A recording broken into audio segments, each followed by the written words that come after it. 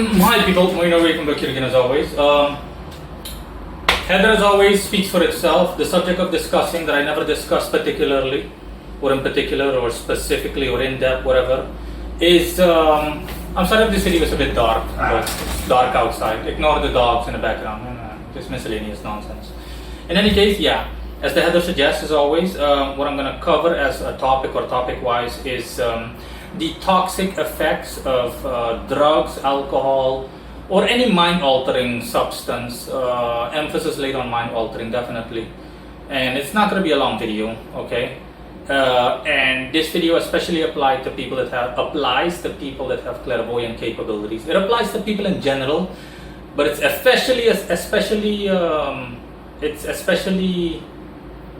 it's an especially sensitive subject for people that have naturally clairvoyant capabilities, like people that have an interest in the occult and whatnot. In any case, I'm just going to come right out and take care of business. Obviously, drugs and alcohol and any mind-altering substances are bad for you, period. It doesn't matter. Even smoking, simple smoking a cigarette is bad for you. Again, it doesn't matter. Psychologically as well as physically, so mentally as well as physically. It damages your health on both fronts. But when it comes to drugs, so we're not talking about OTC drugs, we're talking about drugs that people take to relax, unwind. Drugs that you can describe as hardcore drugs like cocaine, weed, marijuana, stuff like that. And alcohol, consuming well above average levels of alcohol to the point where you become drunk, then yeah. It's not about the physical action. It's not the problem isn't the alcohol itself, it's not the drugs itself. It's no mind-altering substance itself. It's purely about just that, mind-altering. It's about the state of mind it puts you in. Long story short, it corrupts your astral body. It corrupts your spirit. Okay, the average person says mind, but it's the same thing. Your astral body and your mind are one and the same, more or less. At the very least, for the most part. And as the saying goes, okay, just like I said, mind-altering and essentially being spiritually corrupted is the same thing. So when you, for example, find yourself in a really bad state of mind due to drugs or alcohol that you consumed, the drugs or the alcohol are not to blame, or any other mind-altering substance, they're not to blame. No more than, for example, a gun being to blame for someone shooting someone else. Now, the gun is simply the tool, the means to go about an intent or a specific intention. And it's the same thing with drugs and alcohol. With drugs and alcohol, again, it's not about the drugs, it's not about the alcohol, it's about the state of mind they put you in. They corrupt you spiritually, they make you unclean, the same way that jumping into a sewer will make you physically unclean and potentially ill. And if that happens, what happens? You become physically compromised, you become sick, you can't function normally. It's the same thing with drugs and alcohol and mind-altering substances and all that. Okay, it corrupts you spiritually, it taints and makes your mind completely toxic, it poisons your mind. And as a result or consequence, you do stuff, okay, you commit actions that 99 out of 100 times you wish you hadn't. Regardless of whether you, generally speaking, are aware of it when it happens or not, or were aware of it when the action or event took place. In some cases, people remember. More often than not, they don't. It all depends. But my point is, you were mentally beside yourself. I mean, that speaks for itself. You were beside yourself. You lost your mind. Literally. You literally lost your mind.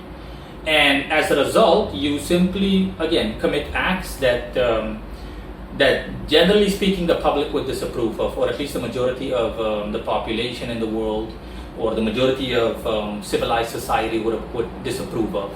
They wouldn't approve of it. Now, here comes the ringer, okay? The thing is that these, usually people simply, as cowardly as people can be, I'm not bashing on anyone here that does so, but generally speaking, it's cowardice, okay? Generally speaking, it's because you don't have the backbone to actually deal with the situation or admit that you're in the wrong. In any case, usually when something like that happens, people are very quick to blame alcohol and drugs and anything they took, okay? Any mind-altering substance they took they blame that because they're simply hopelessly looking for a scapegoat and they want to remove all responsibility from themselves rather than just own up to it. But again, like I said, any substance you took is not the problem. It's simply a tool, okay, that puts you in a different state of mind, whether you're aware of it or not, or for better or for worse. Of course, we're talking about for worse. Rarely does any substance put someone in a good state of mind, as in a heightened state of mind. Bear in mind, I'm saying rarely. I'm not saying never, but I'm saying rarely, especially within the confines of this conversation or this subject matter or topic. That's not to blame, okay? And even your state of mind, here it comes, even your state of mind is not to blame. The thing is that people, by default, just like everybody else, they have positive and negative character traits. Everybody has their own personality. They have things that are generally speaking good about them, essentially virtues, and then they have their flaws. These are inherent personality traits that make up your personality. They're like the same way that bricks make up a house, a brick-layered house. They're the foundations of your psyche, the foundations of your personality. I already discussed in earlier videos that all of that can be changed, but at a tremendous cost, as in ridiculously hard work. To change your own personality is doable, obviously, but it is, or to make any changes or modifications whatsoever is doable. But to say that it takes a lot is an understatement. In any case, and here it comes, when the same way that people have positive and negative traits, when your mind is poisoned or you're spiritually corrupted, you're spiritually tainted because of a compromised state of mind that you're in, a really negative state of mind that you're in, again, for whatever reason, in this context specifically due to mind-altering substances you took, then what it does essentially is that it brings out something regarding your personality that was already there. So essentially it amplifies a negative personality trait of yours. It amplifies it multifold, 10 times, 20 times, 50 times even, you name it. So a simple example that I'm going to give you is, for example, a guy that generally speaking is not the most honest of individuals. His moral compass is like flimsy. Specifically when it comes to financial dealings. Okay? Imagine that. A guy like that, okay, that's one of his negative character traits. Now, within daily life, that trait is a minor trait. Imagine that, it's a minor trait. It's on a percentage-based level from 0 to 100%. It makes up 10% of his personality. His parents watch him grow up, you name it, he becomes an adult, no problem. At best, honestly, on rare occasion, okay, maybe once or twice in his life has he made a remark or a comment that made you go like, wow, you're not the most honest guy in the world, are you? Because it's a character trait of his, okay? He has a tendency to be dishonest when it comes to financial dealings. Not outright dishonest, but dishonest for only like 10%.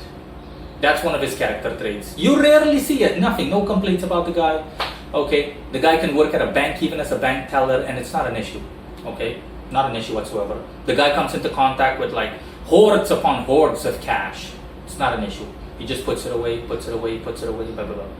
No problem. He does his job, he does what he's being paid to do. Okay, what he's there for as a profession. No problem. Now, that's just one character trait. I just gave an example, one negative character trait. That's very minor to the point where it might as well you could almost say that it might as well be non-existent. Now, imagine someone like that getting really shit-faced on any given day.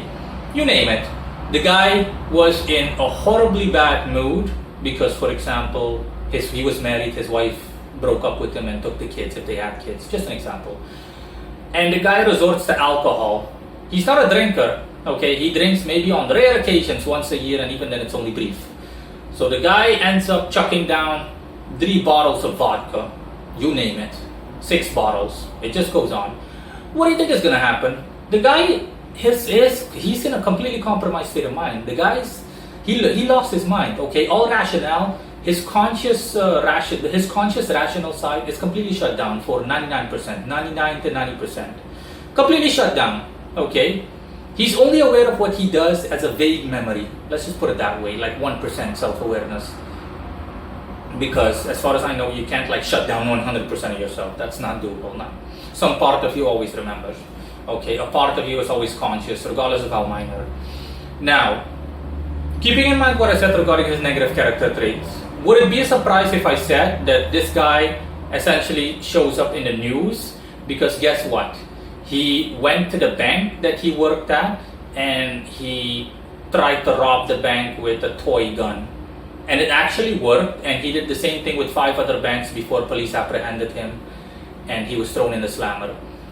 That's my point, that's what I'm getting at. He was thrown in prison. See what I mean? His minor character trait was amplified by his compromised state of mind. The guy was a normal guy, more or less. Normal guy. Listen, like I said, the majority of us out there in the world have minor negative traits, okay? Even mild to major negative traits. But within society, okay, you know your consciousness and common sense tells you what's right and wrong. As in, you know the difference moralistically speaking. So you know that, listen, even if you have tendencies, for example, you have a tendency to drink dirty sewage water. Regardless of where it comes from, you have no idea where the hell that feeling comes from or that desire. But you simply abstain from it and you ignore the feeling because you know that it's not right. It's not psychologically healthy. It's not normal to do so. So you don't make a big deal out of it, you know, it's no fuss, it's no this, it's no that, blah, blah, blah, blah, blah, blah. You just go about your life, you name it. And like I said, what do you think is going to happen? This is a different example. If you become so drunk or you take some hardcore set of drugs, you take like ecstasy, you snort cocaine, for whatever reason, and you're like severely compromised mentally, you're like completely, you lost your mind completely, okay, for a couple of days, etc. I'm pretty sure that one of the main things you'll do is pretty much put your head under a freaking sewer drain and drink as much water as you can, and you'll end up in the hospital with a good deal of bacterial infections that the doctors now need to deal with. And it'll take a couple of months before you're discharged because you need to recover and all of that crap. That's my point. See what I'm talking about? The thing is that when you're in an altered state of mind, regardless of the reason, like I said, everything that I mentioned, like drugs, alcohol, those are just tools. They're not to blame. Your state of mind is even not the one to blame. It's neither here nor there. The concept of blaming is non-existent. The thing is that you being in a compromised state of mind, a really negative state of mind, you being your mind being poisoned and your astral body or spirit being corrupted, okay, simply leads to underlying conditions, okay. It leads to negative character traits, whether they be major, mild, or minor, regardless of how minor. Even the most smallest of underlyingest conditions or psychological attributes or personality traits will be amplified, okay, one or more of them, like in the examples I gave. So that's what's going to happen. You've got guy that's normal. What do you think is going to happen? The guy will start drinking sewage water, like in the example I gave. The guy was normal, because the thing is that the second he became drunk or he became compromised mentally, for whatever reason, he simply started doing all of this stuff because his inhibitions were completely lower. That's why sometimes you see people, when you see someone in the news, a guy like stabbed 5 people or something like that, and they interview people that knew him and they said they have no idea. The guy was a normal guy, he was a stand-up guy, he was this, he was that, you name it. That's more often than not the case, especially if it turns out that he's someone that took drugs regularly or he drank a lot or something like that. The guy essentially just snaps due to the tools that he used to alter his state of mind. So on a particularly bad night or bad evening or bad day, he simply goes over the psychological edge, essentially, just whoosh, and he loses his mind temporarily. What happens? All of his negative traits that he kept in check, they're no longer kept in check. Similar to animals that, for example, are in the zoo, predatory animals, lions, snakes, you name it. Imagine a zoo just like losing control and all of their gates get like flung open due to them using automated gates. It's going to be a nightmare. It's going to be a stuff that you see in a horror movie. It's the same thing, and that's why you see stuff like that happening. Guy all of a sudden goes on some kind of killing spree. He ends up killing people like there's no tomorrow. You name it.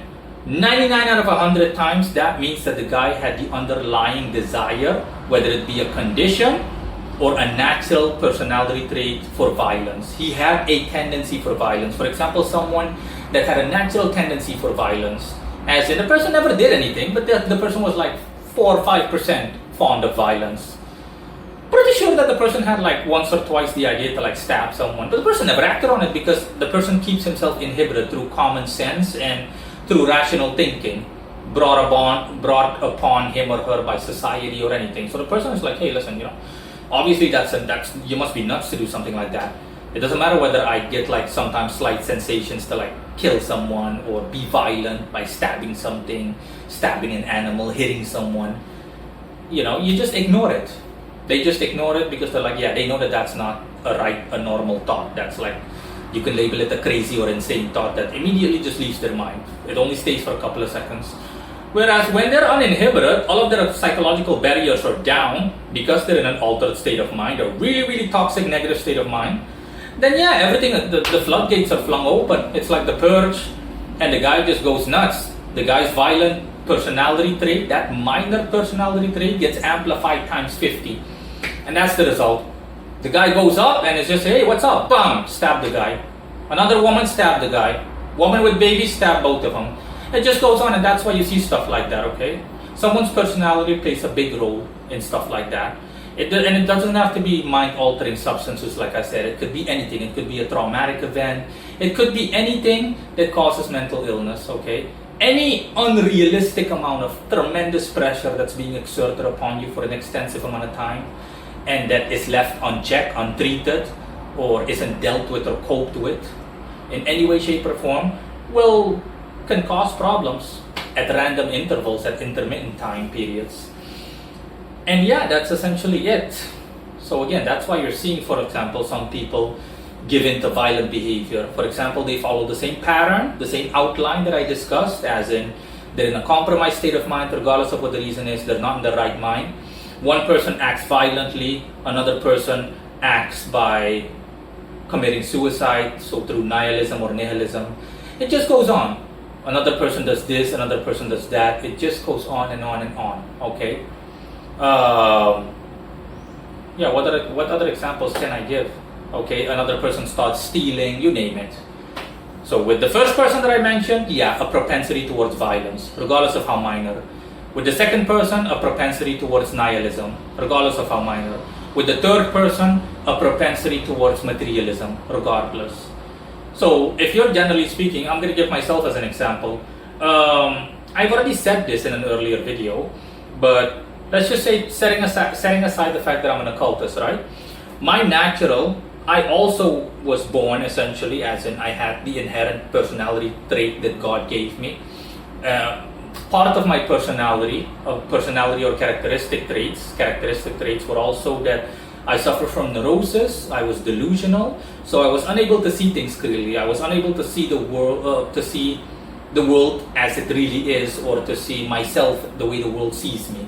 I had this biased, unrealistic version of myself in my head, and I didn't see things for what they really were. Not all the time, but at certain moments. I had my moments, just natural Moreno, as in his God-given personality essentially. Before I was an occultist, I was like that. And in hindsight, I could see it. I was like, why the hell couldn't I see that? It was right in front of me. Something like that happened right in front of me, and I simply didn't get it. I didn't understand. I couldn't comprehend what was happening at that moment.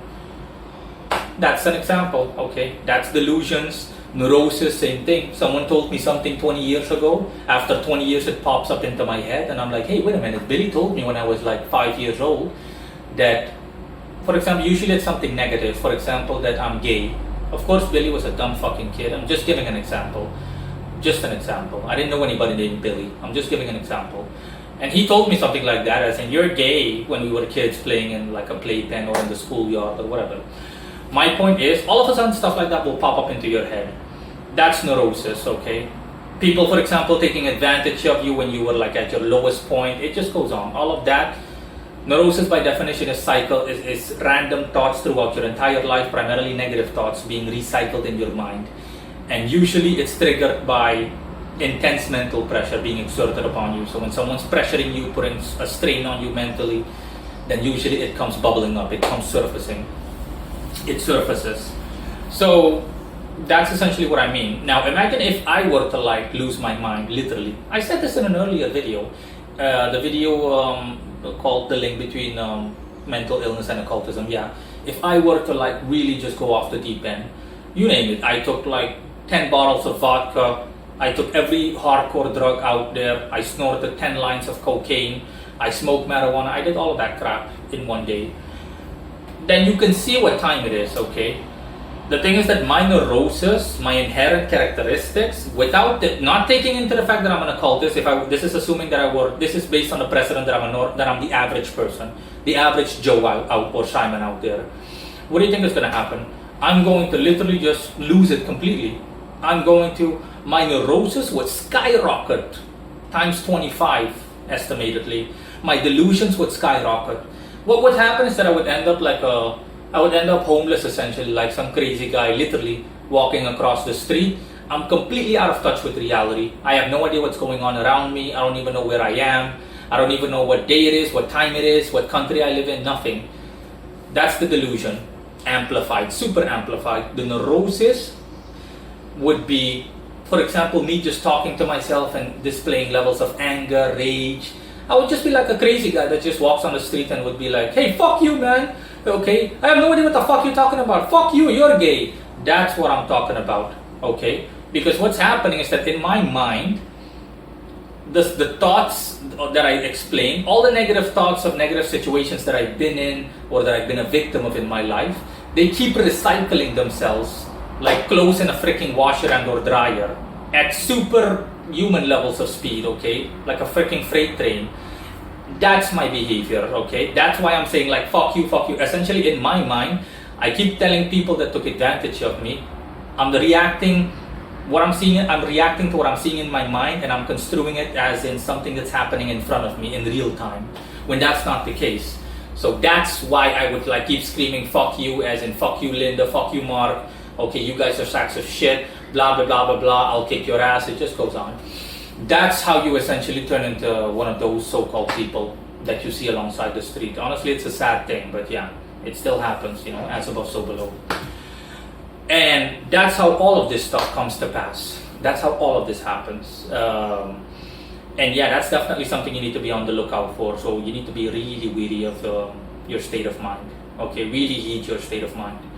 One last thing that I was going to say is that, yeah, people that have naturally clairvoyant abilities, I've already said that in the earlier video I mentioned, people that have naturally speaking clairvoyant abilities, so people that are in touch with spiritual forces and whatnot, so people that can either become psychics or occultists, anybody that's spiritually inclined,